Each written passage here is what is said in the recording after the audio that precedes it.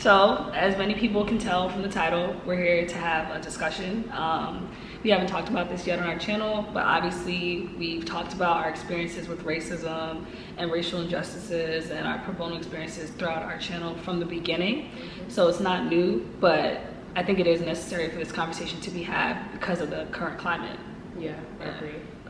We just didn't want, we've been talking about it like a little bit on Instagram, our personal Instagrams and our joint Instagram, but we thought it was important to have like an actual video on our page about this as well. Exactly, because I know we haven't, at least I haven't, with the people that I watch, seen like a lot of creators talking about it, and it needs to be talked about, right? Because like that's a part of social media activism, like first denouncing this, like if you're not a person of color, if you say you're an ally, just speaking on it generally, and also Black people sharing their experiences. It's not new to us, but all of a sudden people are listening. Yeah. So it's important to talk about it. I'll just start talking about how I've been feeling. It even took us so long to make this video because I know I'm emotionally drained, exhausted. I've been joining protests. I've been doing stuff on the pro bono front. You know, like I've been having tons of conversations, like in all aspects of my personal life, that have taken a lot of time and taken a lot of energy from me, and you know, things like that. Yeah, same with me. Like I needed time to process. Like I wasn't even really doing work for like over a week because I just needed to like kind of distance myself and like check on myself mentally, because I was, like Sam said, super emotionally overwhelmed, and using all platforms that I have to like talk about everything that's going on, social media, trying to donate.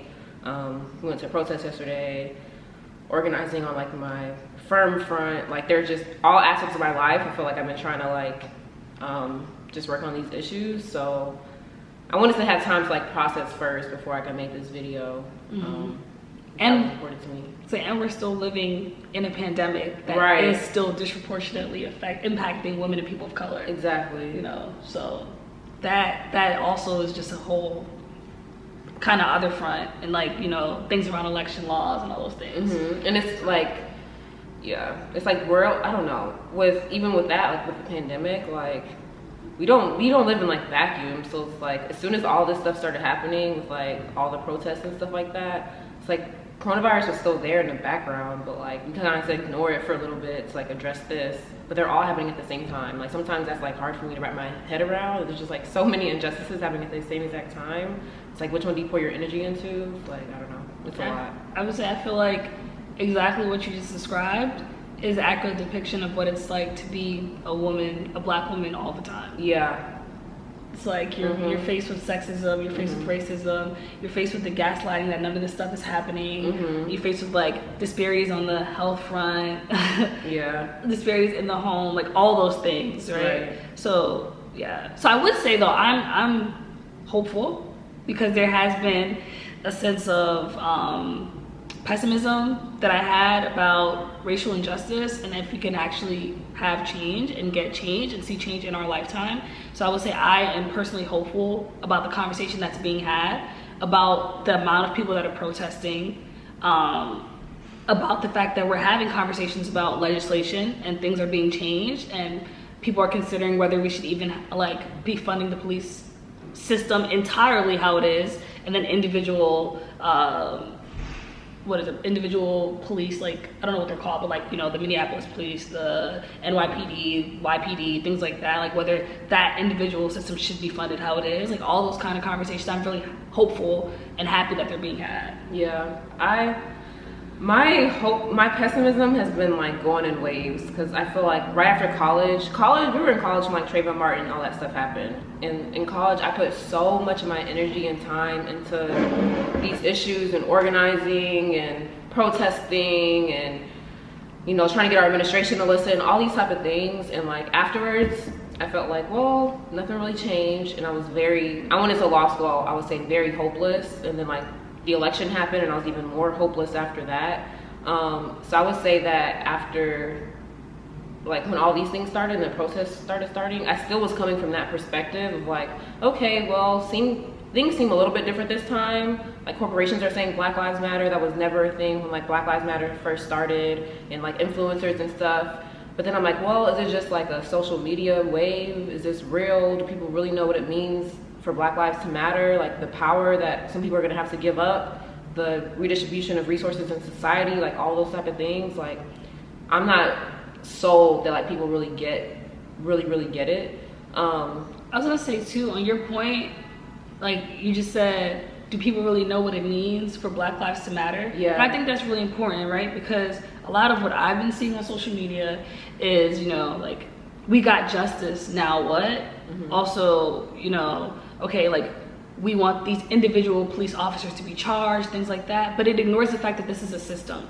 Yeah. It's not about this individual police officer. Mm-hmm. It's about changing a culture where it's okay for these things to happen to Black and brown bodies. Yeah. On an everyday basis, right? Like whether it's, you know, like subtle, not even subtle, I wouldn't even call it subtle, but whether it's someone being pulled over just because they're Black. Mm-hmm. Like that is the same system that allows for Black people to be killed. Like it is, these are not different things. Like even when people talk about protesting versus rioting versus looting, these are all the same things. Yeah. They're not different. These aren't just different people. They're arbitrary distinctions. They're arbitrary distinctions and they're unnecessary. Yeah. Like there's no reason for people to say, well, you know, we agree with all the protesters and all these things, but then we just have looters who, you know, want to steal from these stores and they're taking advantage of the movement. No, they're not. Yeah. No, they're not. On that front too, like the looting, or I don't even like that word, but whatever. Me either. Like the looting that's happening, like, yeah, like what you said, like there's no attention. A lot of people will be like, well, I had this conversation with someone actually, and they're like, well, it's just a shame that all the looting is gonna like be what comes from this. That's gonna be like the legacy of this and not George Floyd. And it's like, well, why is that? Like, why is it that property is gonna be the legacy from this and not the fact that police are murdering people? And like that is something that you have to check within yourself, like self-reflection. The whole society needs to do reflection on like why property is more important than people and human beings. We need to do some self-reflection on what looting means, because the CARES Act was looting, gentrification is looting, slavery was looting, colonialism is looting. We've been looting. Like, America is built on looting. Yeah, so it's like, why is someone breaking that glass into that store looting with something that caused way more damage, centuries of damage, decades of damage, all those things? That's not looting. Why are we using that language for one thing and not another? So I feel like that is something that like needs to be addressed. So I don't know. I was gonna say, I also want us to really question and really challenge our relation to these corporations and these businesses. Right. Because I feel like this is all intertwined. They got us by the throat. Like some of the things that I've seen people say, like they really have us by the throat. Like you think that Gucci and these shopping centers and things like that are part of your community?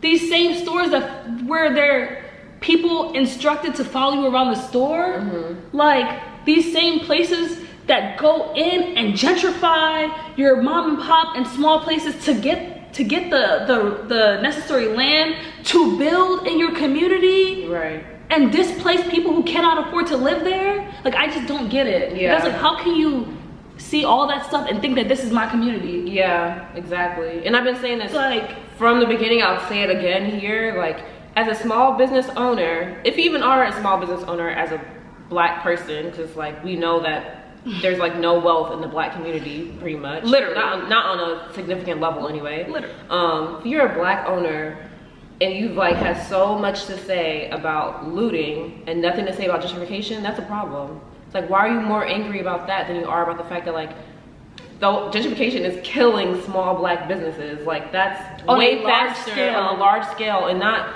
one processor that happened to break someone's window. You know what I mean? Yeah, like, I know exactly what you mean. It's just the priorities are not there. Like the aligning yourself, like what you said with classism, like aligning yourself with companies and like seeing your proximity to wealth or whatever, and not aligning yourself with like the state of majority of Black people in this country. Like there's like a disconnect there that a lot of people are following. Capitalism got us by the throat. Capitalism got us by the throat. By the throat.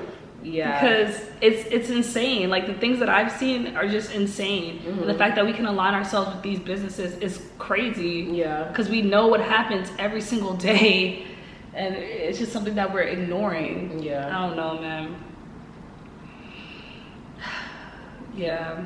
And then I was gonna say, I think that also language is really important right now, in my opinion, right? So like we're having conversations about defunding the police, and I think it's important, and I encourage you all, like I have been doing, to try to educate yourself on what that means, right? Like it doesn't mean that we're no longer gonna have a police system. We're gonna wake up tomorrow and someone's gonna report a crime and no one can be there, right? It means removing police from schools, you know, like removing police from the mental health conversations, removing police from hoods, like things like that, so that they can get back to their job. Yeah. Like do what you're supposed to be doing. Go and protect people.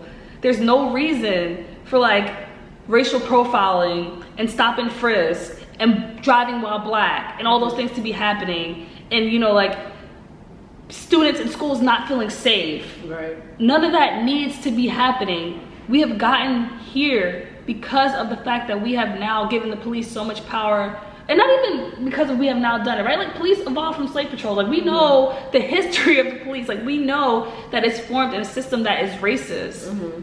And that is just something that we have to look in the face right now. And I challenge everyone to understand what that means, right? Like if you're in New York, for example, look into 50A and look into the fact that we do not get to see like officers' disciplinary records. Like why is that? Like why are we protecting those things? Like challenge, you know, governors, challenge mayors to change those things. Like look into the amount of money that goes into your police systems relative to education. Like why is that? Like why are we allowing this while we don't even have enough resources for students and things like that? Like you have to look into all those things and just start making decisions for yourself. Don't, you know, like don't limit yourself to a certain kind of conversation or media or things like that, and just not make the decisions on your own, because I think that people need to educate themselves more, and that if you do, you will start to form very informed opinions about these things. Right. And I think that's important. And I think too, like look into what stuff means, because like someone raised at the rally yesterday, like defunding police, maybe we've been defunding education for years, for decades, forever.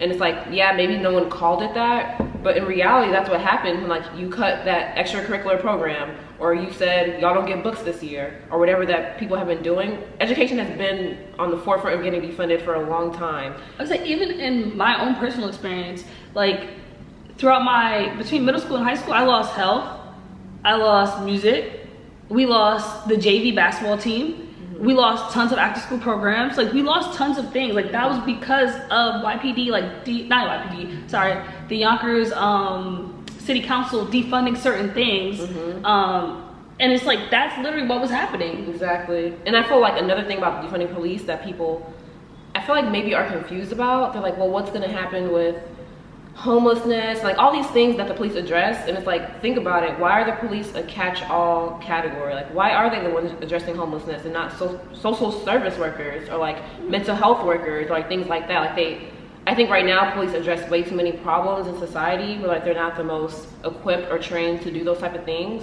I saw like trigger warning sexual assault, but like I saw something on Twitter where someone was like, well, who are women gonna report to?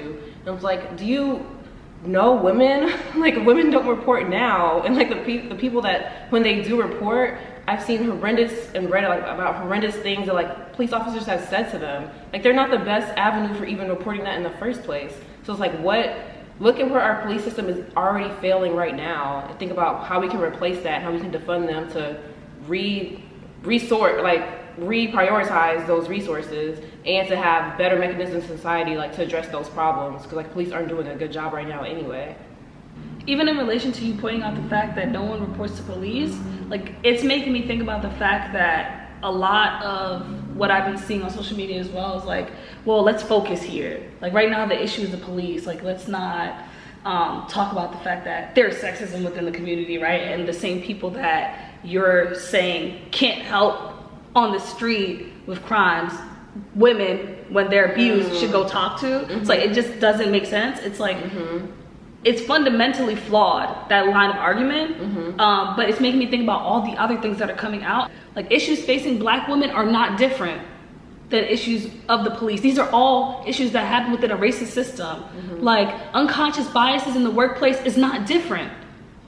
Like anti-Blackness amongst Latinx communities and like Black Latinx people in Latinx communities is not different.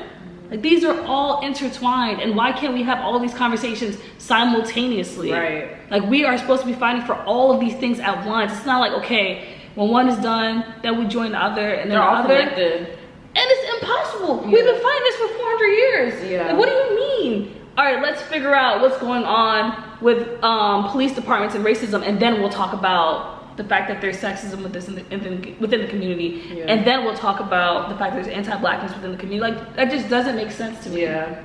Like, it just doesn't make sense. It's inherently, like, it just doesn't make sense. Yeah, especially when it's like, I'm living, like, basic intersectionality. Like, I'm living within all these things at once.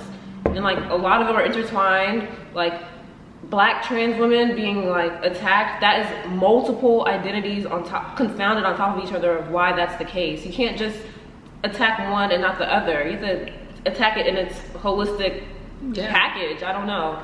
And I also challenge all allies to understand that this is what you're standing up against. You're not standing up against the fact that you just saw a man get killed by police on camera. We're talking about a whole system that allows that to keep being perpetuated against people of color. And are you really ready to stand up against that? Are you really ready? That's the question I asked. Yeah.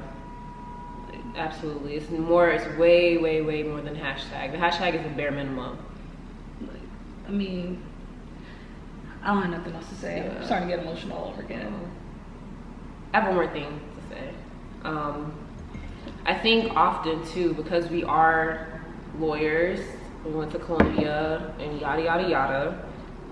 None of that even matters, by the way, but anyway, we do have a certain privilege, and like, for some reason people tend to think that because we're in this position, we're different than the people on the street, or like we're disconnected from the issues, or that we're like an exceptional Black person. I don't know what it is, and that's it's very offensive to me, because it strips me of my humanity. Like, I don't leave my Blackness at the door. I don't come to work or go to the store or whatever and like check my Blackness all of a sudden at the door because I'm a lawyer. Like, no, I'm a Black woman anywhere and everywhere that I go. And like, for someone or for people to think like Black issues don't pertain to us because of that is also part of the problem. Yeah. I also think it's rooted in respectability. Mm-hmm. And you already know I hate respectability, period. Mm-hmm. And yeah, like, I agree that it's dehumanizing, and it's also just like, I don't know. It's like, why is that even okay? Why is it that with Christian Cooper in that situation, we have to point out the fact that he's this man with tons of degrees and this certain type of Black people, that the Black person that bird watches and all these things, like, it shouldn't matter. Mm-hmm. None of that should matter. He's a person. Yeah. Like, period. That's the end of it. It's like that feeds into the notion that like some people deserve to live and some people don't. It's like, it doesn't matter. I don't care if you have 10 degrees and you have 0. We're all human. Everyone should be able to see your humanity. Yeah, so also in that light, like, we're all human, everyone should be able to see your humanity. I don't want to hear anybody say I don't see color. Like, yeah. Please, like, that is just as dehumanizing mm-hmm. as anything else. Like, you see color, you see me, mm-hmm. and you see that I am Black, mm-hmm. and acknowledge that I am Black. Right. Like, you saying you don't see color is not helpful. And it's dismissive. It's so I'm very trying to tell you about racism, you're like, well, I don't see color. Even if that's true, which is probably, it's not, I can't even say probably, it's not true. It's like the world sees color and the world is gonna treat me differently. So like, you saying, hey, I don't see color is a slap in my face, because it means that you're not fighting against racism, and you should be. Yeah. It's been, last 2 weeks I felt like months. It's been so much that's been going on. Like, yeah. We were talking about that. So today's Sunday. Mm-hmm. I went to a protest last week Saturday, and it feels like I went months ago. Because so much has happened in between. So much has happened in between. And like, also I just saw so much that day that, I don't know, it was like weighing heavy on me for days after that. It really felt like I was going through a long stretch of emotions, a long stretch of pains, a long stretch of processing, but it was really 3 days. Yeah. Like, it's crazy. Yeah. Last thing, I know this video is probably already long, but I wanted to talk about a little bit like the weaponizing of Martin Luther King. Sorry. And like revisionist history, and how people are suddenly like forgetting what the civil rights movement was actually like. And like, of course, everything I know is from history and like books and movies and talking to people because I wasn't alive. But it seems like people are trying to discipline Black people's anger. And we're like, you need to be angry this way, the way Martin Luther King did it, which probably isn't even actually how things were done. And like pulling out these like quotes and cherry picking quotes and things like that.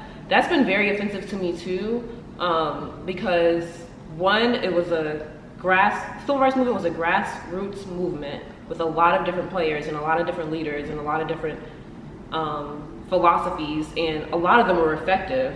Two, the whole weaponizing the non-violent movement, the cops were still beating their ass, honestly. Like, I was rewatching Selma the other day because, I don't know, I was just like in the mood to watch it, and the same things that like you described at your first protest are the same things that were happening then. So to say like that was a protest and this is not, it's also dismissive. It's historically inaccurate. I don't know. It's like I don't know what to keep saying about that. But I also don't understand why, beyond just using Martin Luther King as this image that he really wasn't. Why do people act like there wasn't violence during that time? Like, why do people act like the reason that we got change or change was effectuated was by nonviolence alone? Like, that's just not what happened, and we all know that. So I don't understand why that's become any part of the conversation that people shouldn't. Why are you telling people that this is how they should protest? When we're still here, we're still protesting. Like, it just doesn't make sense. Right. And like too, I was like looking at I don't know if it's relevant or not, but I was like looking at this old news clipping, and it was like making fun of Martin Luther King's so-called nonviolent protests. It was like showing images of like all the destruction that was happening after. It's like the same, it's like we don't learn from the past, like almost. It's like the same exact arguments that were used then are used now. And it's like, history taught us that like back then who was on the right side of history, and then we're still repeating it over and over again. Like, I don't get it. So like, don't discipline people's anger or their passion. Like, however people want to show that and to protest and rage and riot and everything else, like, who are you to say that's not the right way to do it? They're trying to effectuate change just like everybody else. So yeah, that's all I have to say on that. All right. Hope you guys are taking time to take care of yourselves. I hope that you're educating yourselves on the issues as much as possible, especially if your eyes are just becoming open to things. Like, let's make sure you don't close them back up. All right. See y'all next time.